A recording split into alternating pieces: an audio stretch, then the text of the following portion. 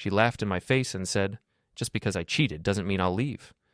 She thought she still had power, but she didn't realize I was already planning her exit. Before we get into it, don't forget to like and subscribe, and hit that notification bell so you never miss a story. Drop a comment below with your city or country. I'm always curious where you're watching from around the world. Now, let me tell you about the night my wife confessed to infidelity and expected me to just accept it.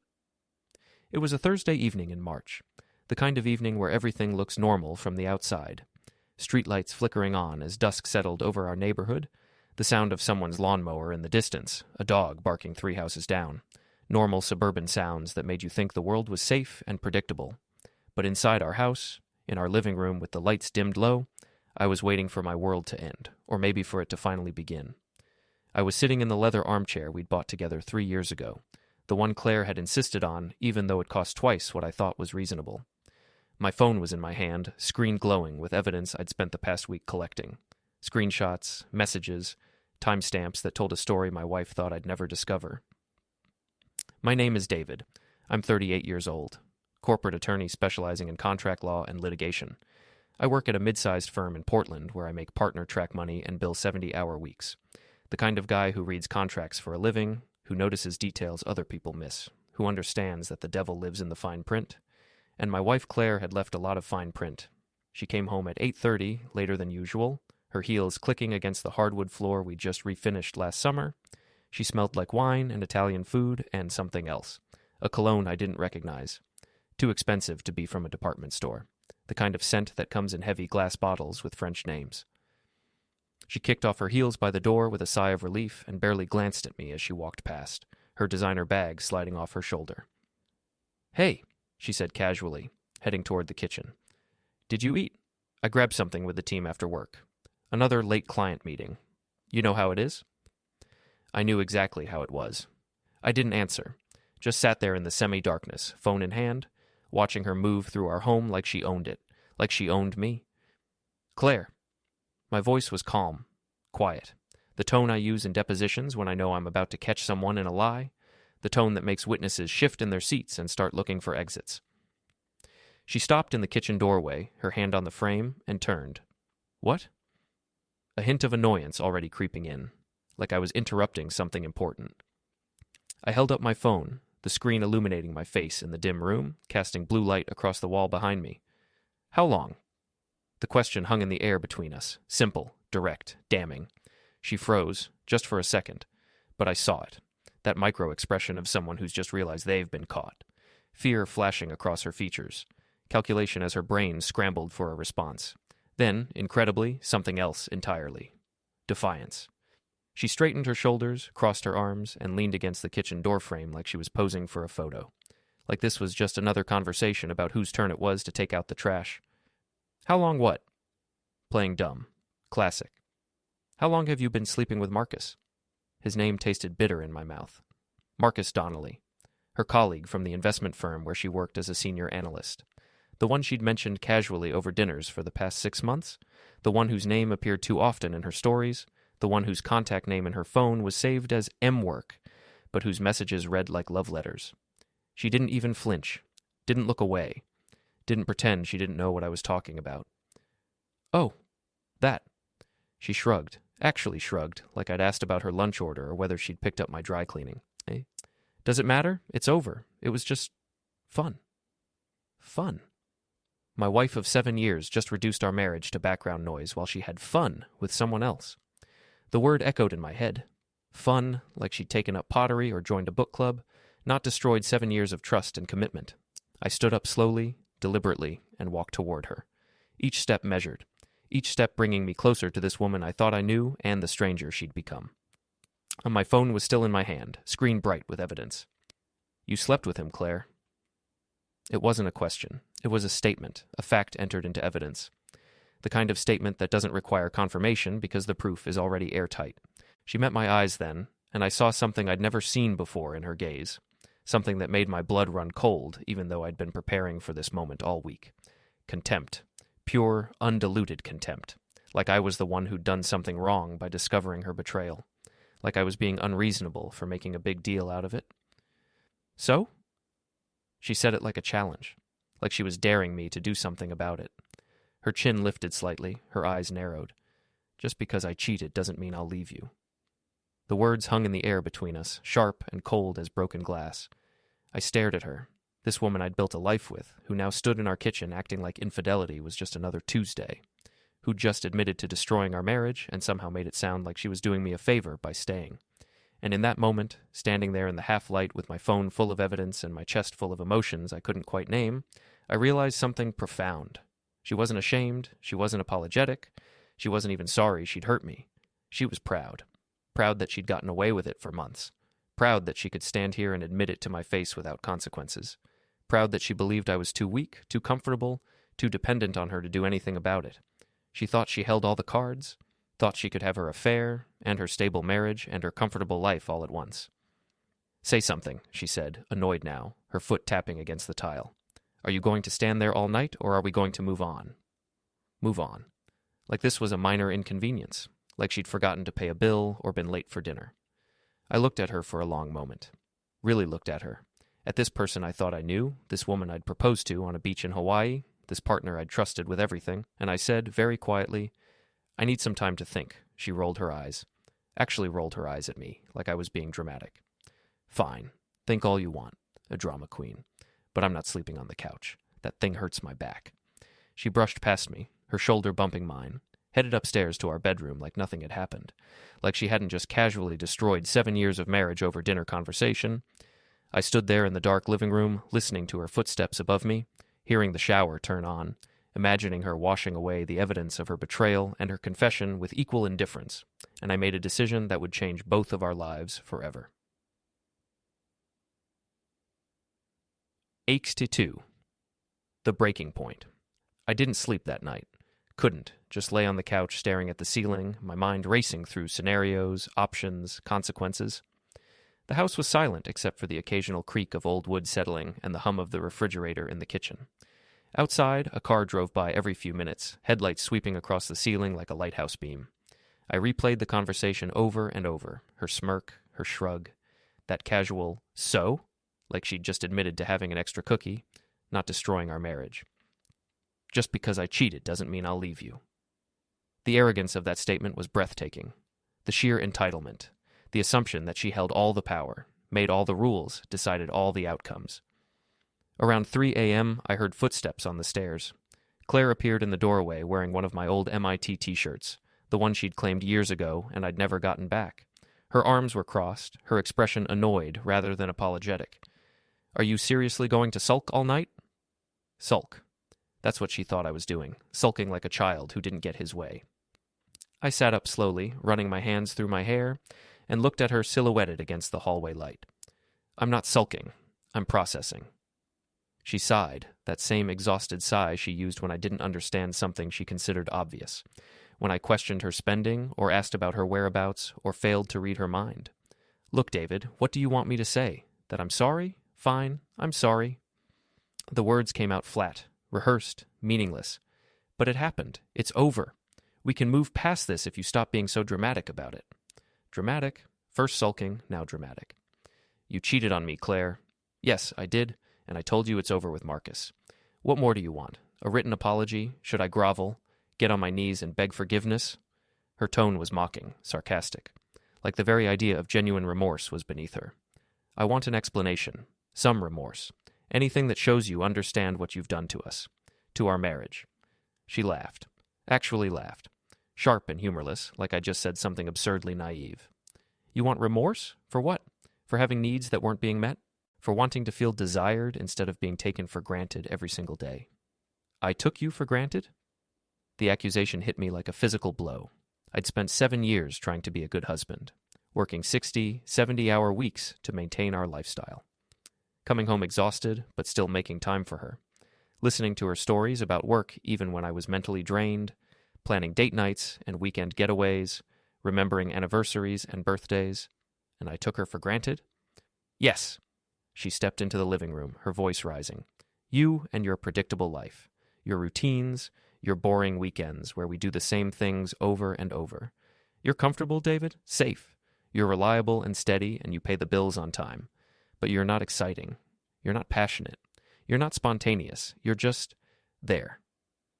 Every word was a knife, carefully aimed at the parts of me I'd always worried weren't enough. So you slept with someone else? I slept with someone who made me feel alive. Yes. She stepped closer, her voice dropping to something almost intimate. Someone who looked at me like I was the most interesting person in the room. Someone who sent me texts that made my heart race. Someone who made me feel young and beautiful and wanted instead of just convenient. Convenient. That's what I am to you? That's what we are to each other, isn't it? She sat down on the coffee table across from me, her knees almost touching mine. Be honest, David. When's the last time you looked at me and really saw me?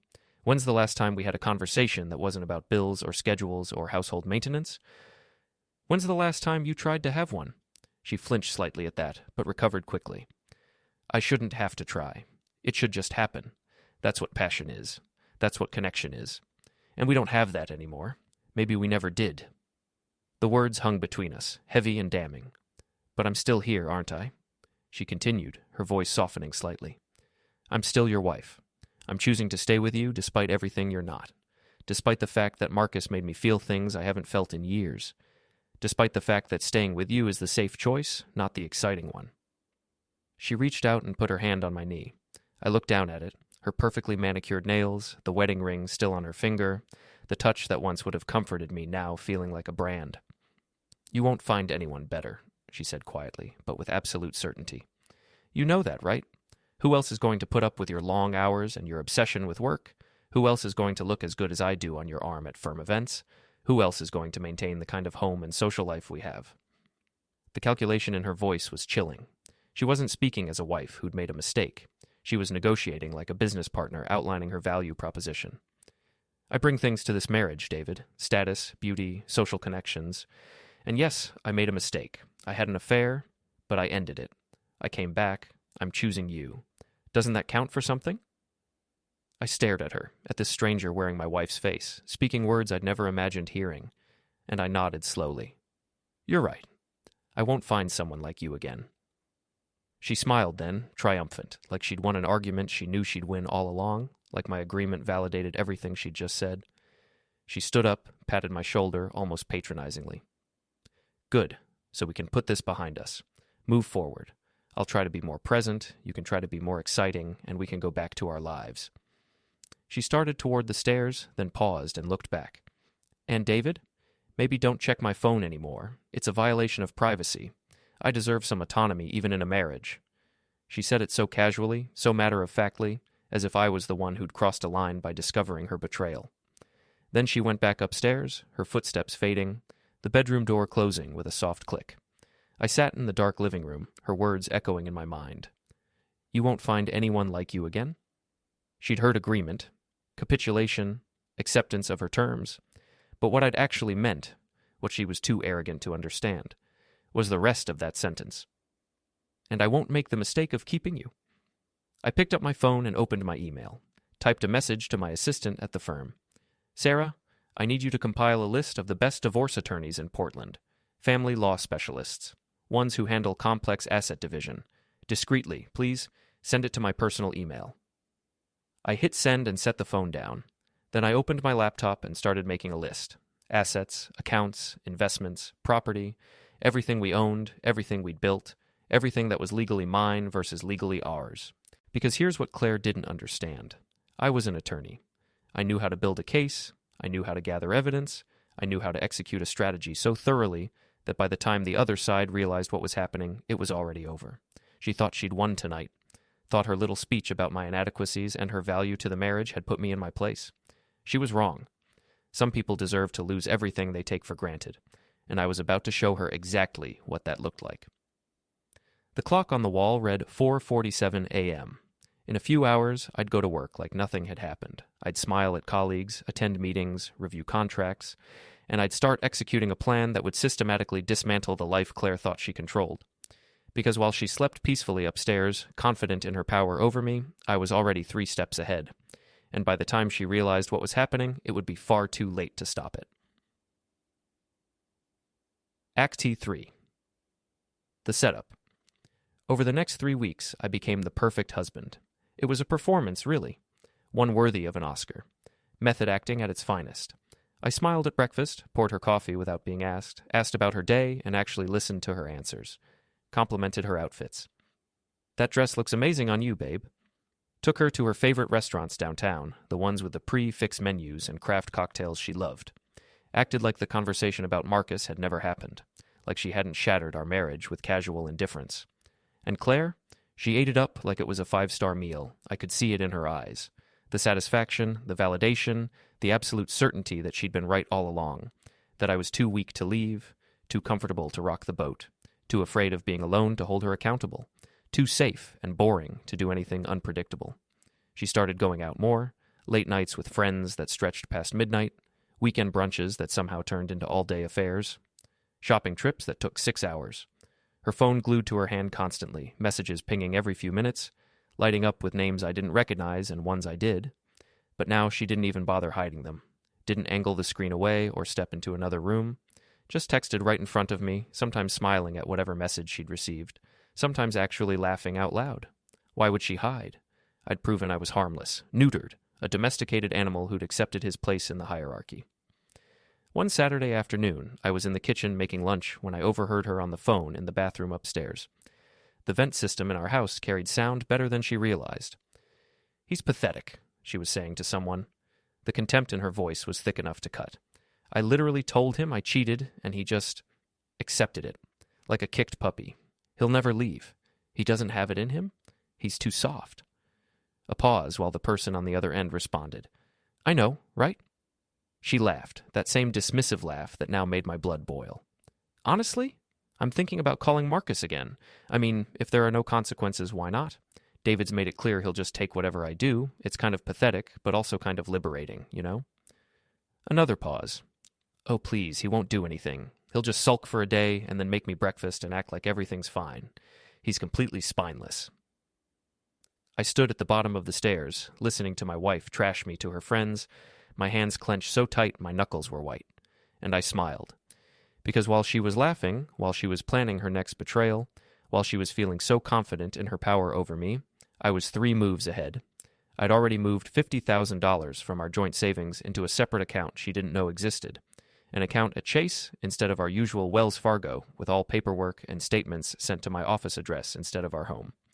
I transferred it in increments of $3,000 over 2 weeks, small enough not to trigger fraud alerts, but significant enough to protect half of what we'd saved together. I'd contacted our mortgage company under the pretense of refinancing and confirmed what I'd suspected. The house we lived in was solely in my name. Claire had terrible credit when we bought it 5 years ago. $20,000 in student loans she'd defaulted on, 3 maxed-out credit cards, a car repossession from before we met. Financial irresponsibility she'd sworn she was working on, but never really fixed. So when we bought the house, the mortgage broker had been clear. Only my name could go on the loan. Claire had signed some paperwork at closing, documents acknowledging she had no ownership stake in the property. Documents she'd never bothered to read because she'd been too busy picking out furniture and paint colors.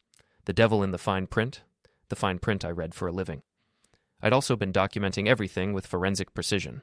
Every late night, time she left, time she returned, every lie about where she'd been, claimed location versus actual location based on credit card charges and geotagged social media posts she forgot I could see. Every message from Marcus I could access through our shared iCloud account she'd set up years ago and forgotten about. Every hotel receipt that appeared on our American Express statement, every dinner charge at expensive restaurants on nights she'd told me she was working late. I took screenshots of everything, created a detailed timeline in Excel, cross-referenced with bank statements and calendar entries, organized it all by date, by category, by strength of evidence, filed it away in an encrypted folder with backups on 3 different cloud services and an external hard drive locked in my office desk. But I didn't stop there. 2 weeks into my performance as the perfect husband, I contacted a private investigator my firm had used for some corporate cases. His name was Derek Mason, ex-cop turned PI, specializing in infidelity and fraud cases. Late 40s, crew cut, the kind of guy who could blend into any crowd. We met at a Starbucks in Beaverton, far from anywhere Claire or I usually went. "So, what are we looking at here?" Derek asked, stirring his black coffee. I slid a folder across the table. Photos of Claire and Marcus I'd found on social media, their workplace information, known hangouts, the model and license plate of her car. "My wife is having an affair with this man. They work together. I need documentation." Derek flipped through the folder, his expression neutral and professional. How long do you want surveillance? 1 week should be sufficient. I need photos, timestamps, locations, hotel visits if possible. I need evidence that would hold up in court if necessary. Oregon's a no-fault state for divorce. You don't technically need proof of infidelity. I know, but I want it anyway. He looked at me for a long moment, then nodded slowly. Most guys in your position want to confront. Make a scene. Get revenge. I'm not interested in revenge. I'm interested in leverage. He smiled at that. You're a lawyer, aren't you? Corporate litigation. That explains it. He closed the folder. This'll run you about $3,000 for the week. Flat rate, all expenses included. I'll give you everything. Photos, video if I can get it. Detailed logs of locations and times. That's fine. Can you start today? I can start in an hour. I paid him in cash, money I'd withdrawn in small amounts from an ATM, untraceable to my accounts. We shook hands and I left, feeling more in control than I had in weeks. Derek delivered 5 days later. The folder he handed me was thick with evidence. Photos of Claire and Marcus entering the Heathman Hotel downtown at 2:47 p.m. on a Tuesday. Leaving at 5:15 p.m., Claire's hair messier, her makeup smudged, Marcus's tie loosened. More photos from Friday night. Meeting at a wine bar in the Pearl District, their heads close together, her hand on his thigh under the table. Video footage from Saturday afternoon. Making out in the parking lot of a shopping center before driving separately to a different hotel in Tualatin. This is pretty damning, Derek had said, his voice matter of fact. More than enough for whatever you need it for. You sure you want all this? Some guys prefer not to see the details. I'm sure, I said, flipping through the photos with clinical detachment. This is excellent work. Most guys want to confront at this point. Show the wife, make her face what she's done. I'm not most guys. He'd smiled at that, the same smile he'd given me at Starbucks. No, you're definitely not. Good luck with whatever you're planning. Because I wasn't interested in emotional satisfaction or dramatic confrontations, I was interested in strategic victory. Complete and total victory. While Claire laughed with her friends about how pathetic I was building an airtight case against her. While she preened in the mirror, posting selfies and getting validation from strangers online, I was dismantling the foundation of her comfortable life piece by piece. While she slept soundly in our bed each night, probably dreaming about Marcus, I lay awake planning every detail of her exit from my life. The irony was beautiful. She thought she was in control. Thought she'd figured out the rules of our relationship and how far she could push. Thought she'd found the perfect arrangement.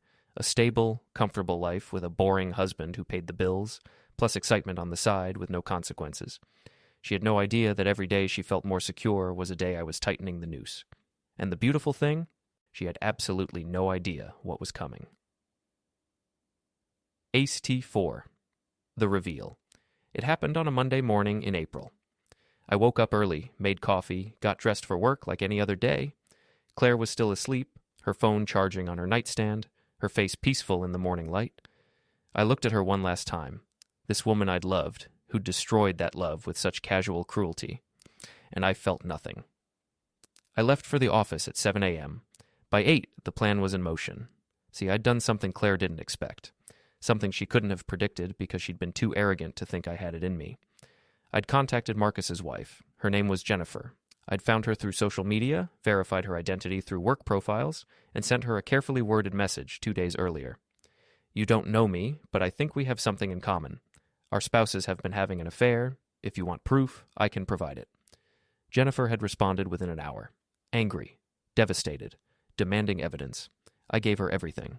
Every screenshot, every photo from the private investigator, every hotel receipt, every timeline. And Jennifer? She was not as forgiving as I'd pretended to be. At 8:15 a.m., while I sat in my office reviewing briefs, Jennifer posted everything on Facebook, on Instagram, tagged Marcus's workplace, his friends, his family. Posted screenshots of his messages to Claire, the sexual texts, the plans they'd made, the lies they'd told. She included the photos of them at hotels, their faces clearly visible. She wrote a caption that went viral within hours. This is Marcus Harrison, my husband of 12 years and father of our 2 children. This is the woman he's been cheating with for 6 months. They worked together. They lied to both of us. They thought they'd get away with it. They were wrong. By 8:30, my phone started buzzing. Text messages from mutual friends, emails from people at Claire's firm, notifications from social media where Jennifer had tagged Claire in the posts. By 9 a.m., Claire called me, 12 times in a row. I didn't answer.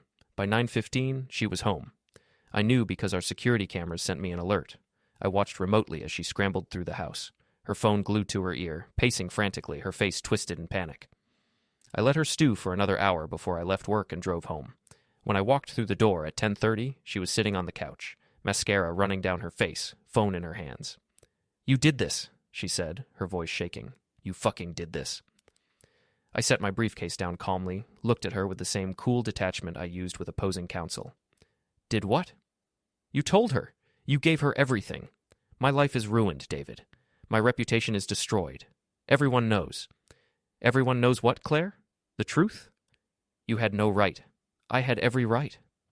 My voice was still calm, but harder now. "You cheated. You mocked me. You told me to get over it. So I did. I got over you." She stood up, stumbling slightly, pointing at me with a shaking finger. "You'll regret this. You'll—" "No, Claire." I cut her off. "You will." She stared at me, her eyes wide, finally seeing what she should have seen weeks ago. I wasn't weak. I wasn't soft. I wasn't the pathetic husband she'd bragged about to her friends. I was a lawyer who'd just built an airtight case against her. "Marcus is going to lose his job," I said quietly. "Jennifer filed for divorce this morning. She's taking the kids, the house, everything. He's finished." Claire's face went white. "And you?" I continued. "Your firm is already investigating. Workplace relationships with colleagues, ethical violations, conflict of interest. They take that seriously." "You can't—" "I didn't do anything, Claire. You did. I just made sure everyone knew about it." She fell back onto the couch, her hands over her face, sobbing now. "Please," she whispered. "Please, David. We can fix this. We can start over. I'll do anything." I walked to the door, grabbed my car keys. "You said you wouldn't leave," I said, turning back to look at her one last time. "But you never asked if I'd stay." And I walked out. Within 48 hours, Claire's world collapsed. Marcus was fired. His company had a strict morals clause and a zero-tolerance policy for workplace affairs, especially ones that became public scandals. He was escorted out by security on Tuesday afternoon. Jennifer's divorce filing made local news because of the viral social media posts. The story spread. Tech executive caught in affair. Wife exposes everything online. Marcus's face was everywhere. Claire's firm didn't fire her immediately. They couldn't without an investigation, but she was placed on administrative leave pending review. Her office was cleared out, her access to company systems revoked, her colleagues stopped answering her calls. The messages I saw in our phone logs told the story. Friends distancing themselves, relatives demanding explanations, her mother calling to ask what the hell she'd been thinking. She tried to control the narrative, posted her own statement on social media about privacy violations and personal matters. But the internet is unforgiving. For every sympathetic comment, there were dozens calling her out. Screenshots of her own messages, the proof undeniable. By Wednesday, she came home broken. I was in the kitchen when she walked in. I'd been staying at a hotel since Monday, but I'd come back to collect some things. She didn't know I'd be there. She looked awful. No makeup, hair unwashed, eyes red and swollen from crying. "David?" I didn't respond, just continued packing my laptop bag. "David, please, we need to talk." "No, we don't." "Yes, we do." Her voice cracked. "Please, I'm begging you. I made a mistake. A terrible mistake. But we can fix this. We can go to counseling. We can—" "No. Please." She was crying now, full sobs. "I'll do anything. Anything you want. I'll quit my job. We can move. Start fresh somewhere else. Just please don't give up on us." I stopped packing and looked at her. Really looked at her. This woman who'd stood in this same kitchen 3 weeks ago and told me she'd cheated with a smirk on her face. Who'd laughed at my pain. Who'd told me I'd never find anyone better. Who'd called me pathetic to her friends. Now she was begging. I walked to the table and picked up an envelope I'd left there. Plain white. Official looking. I set it down in front of her. "What's this?" she asked, her voice small. "Open it." Her hands shook as she picked it up, tore it open, pulled out the papers inside. Petition for dissolution of marriage. She looked up at me, horror in her eyes. "No. No, David, please." "You said you wouldn't leave, Claire," I said quietly. "But I didn't say I'd stay. Don't do this. Please. I love you. I know I messed up, but I love you." "No, you don't. You love what I provided. The stability, the nice house, the comfortable life, the safety net that let you do whatever you wanted without consequences." "That's not true. You said it yourself. I'm boring, predictable, safe, not exciting." I picked up my bag. Go find someone exciting, Claire. See how that works out for you.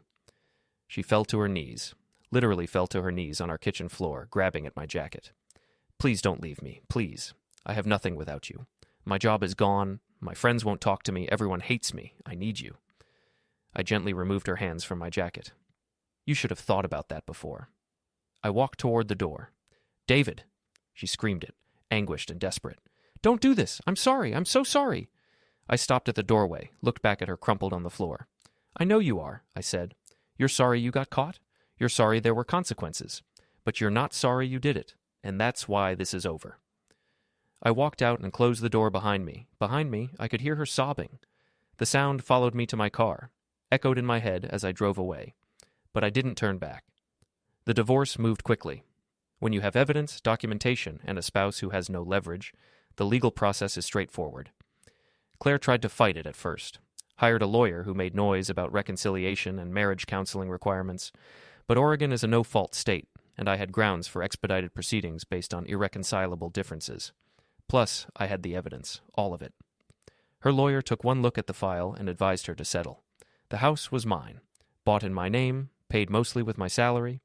The savings were split, but I'd already moved the essential funds. She got her car and her personal belongings. That was it. No alimony. We'd both worked throughout the marriage, earned similar incomes, no kids, no grounds for spousal support. By the end of May, just 8 weeks after that Thursday night confession, we were legally separated pending final decree. Claire moved into a small one-bedroom apartment in Beaverton. I know because the address was in the divorce paperwork, a significant downgrade from our 4-bedroom house in Lake Oswego. She tried to reach out, multiple times. Texts at first. Please talk to me. I miss you. Can we at least be civil? I responded once, just to be clear. All communication goes through my attorney. Then emails. I know you hate me. I understand, but I need closure. Can we meet? Just once? I didn't respond. Then, about 3 weeks after she moved out, a letter arrived at my office, handwritten, pages long. I read the first paragraph. David, I don't know how to begin to apologize for what I've done. I destroyed the best thing in my life because I was selfish and stupid and took you for granted. I know you'll never forgive me, but I need you to know that I regret everything. Not just getting caught, everything. The affair, the way I treated you, the things I said. You deserved better than what I gave you. It went on like that for 3 pages. Apologies, regrets, explanations about how she'd been unhappy, and instead of talking to me, she'd made terrible choices. I read the whole thing, then I filed it with the other divorce documents. Because here's the thing about regret. It's not a time machine. You can't apologize your way back to before you broke something. You can say sorry, you can mean it, you can feel terrible about what you've done. But the trust is still broken, the marriage is still over, the damage is still done. Forgiveness isn't something you demand, it's something you earn. And she never tried to earn it when it mattered. She tried when facing consequences, when her comfortable life imploded, when she realized what she'd lost. But she didn't try when she was still winning, and that told me everything I needed to know. By July, the divorce was finalized. I stood outside the courthouse on a warm summer morning, the decree in my hand, feeling lighter than I had in months. 7 years of marriage ended in a 70-page legal document that divided assets, dissolved obligations, and restored my surname from hers. Claire Stevens would go back to being Claire Mitchell. I would go back to being just David Stevens. I got in my car and drove to my new place. Not new, exactly. I'd bought it 2 months earlier, right when the divorce process started. A downtown condo with floor-to-ceiling windows overlooking the Willamette River. Modern. Clean. Mine. No memories of Claire. No ghosts of our failed marriage. Just possibility. I'd started rebuilding my life piece by piece. New furniture, new routines, new gym, new coffee shop, a clean slate. Work was good. The firm had been understanding about the whole situation. In fact, my managing partner had pulled me aside after the story broke. I'm sorry you're going through this, he'd said. But between you and me, you handled it better than most people would have. You kept your head. That takes character. I'd nodded, accepted his support, and gone back to work. Because that's what you do. You move forward. One Saturday in August, I ran into one of Claire's friends, Amanda, at a farmer's market downtown. She saw me, hesitated, then walked over. David, hi. Amanda. Awkward silence. How are you? She asked carefully. I'm good. Really good, actually. She looked surprised. That's great. I'm glad. Another pause. Then, Claire's not doing well. I didn't respond. She asks about you sometimes. Wonders how you're doing. She has my number. She thinks you won't talk to her. She's right. Amanda shifted uncomfortably. Look, I know what she did was wrong, but don't you think... she made a mistake. People make mistakes. I looked at Amanda, this person who'd been at our wedding, who'd had dinner at our house dozens of times, who was now trying to advocate for someone who treated me like garbage. She didn't make a mistake, Amanda. She made a choice. Multiple choices, actually, for months. And when I found out, she laughed at me. She told me I should be grateful she was staying. She called me pathetic behind my back. Amanda went quiet. That's not a mistake. That's not an accident. That's who she is. She regrets it. I'm sure she does. She regrets the consequences. But she doesn't regret the choice she made at the time. And that's the difference. I started to walk away, then turned back. Tell Claire I hope she finds what she's looking for. Whatever made her feel alive. Whatever excitement she needed. I hope it was worth it. Amanda just stared at me. I walked away without looking back. Later that night, I sat on my balcony with a glass of bourbon, watching the sun set over the river. My phone buzzed. A text from an unknown number. I made a mistake. I'm sorry. I'll always be sorry. Claire. I looked at the message for a long moment. Then I deleted it, blocked the number, and set my phone down. Because here's what I'd learned. Power built on deceit always collapses. You can lie, manipulate, and control people for a while. But eventually, the foundation cracks. The truth comes out. The consequences arrive. Claire thought she had power over me. She thought her looks, her presence in my life, the fear of being alone would keep me trapped in a marriage where I was just a comfortable safety net. She was wrong. She said she wouldn't leave. But when you burn a bridge, you don't get to cross it again. Some people don't understand that actions have consequences until those consequences destroy them. Some people don't value what they have until it's gone. Some people learn too late that arrogance and cruelty eventually meet their match. Claire learned all of that. And me? I learned that walking away from something that hurts you, even when it's hard, even when you're scared, even when you still have feelings, is sometimes the strongest thing you can do. I didn't win because I destroyed her. I won because I freed myself. From the lies, from the disrespect, from the constant wondering if I was enough. I was always enough. She just wasn't. The sun dipped below the horizon, painting the sky orange and purple. Behind me, through the open door, my new home waited. Quiet, peaceful, mine. I raised my glass to the sunset, to new beginnings, to the future. To freedom, I said quietly, and I meant it. Here's what I want you to understand. When someone shows you contempt, believe them. When someone treats your love like it's worthless, like it's something they can abuse without consequence, that's not someone who loves you back. Love doesn't look like arrogance. It doesn't look like mockery. It doesn't look like someone laughing in your face while confessing betrayal. Real love shows respect. It shows remorse when it causes harm. It shows effort to repair what's broken. Claire showed none of that. She showed entitlement, pride, the absolute certainty that I was too weak to stand up for myself. She was wrong. And here's the thing. I didn't destroy her out of revenge. I didn't expose her affair because I wanted her to hurt the way she hurt me. I did it because she needed to face consequences. Because someone who treats another human being with that level of contempt needs to understand that actions matter, that you can't just hurt people and expect them to absorb it silently. Some people call what I did cruel. They say I should have been the bigger person, kept the affair private, handled it quietly. But why? Why should I protect someone who destroyed our marriage and then laughed about it? Why should I absorb her shame? She made the choices. She earned the consequences. I just made sure those consequences arrived. You deserve someone who values you, who treats you with respect, who wouldn't dream of betraying you and then having the audacity to mock your pain.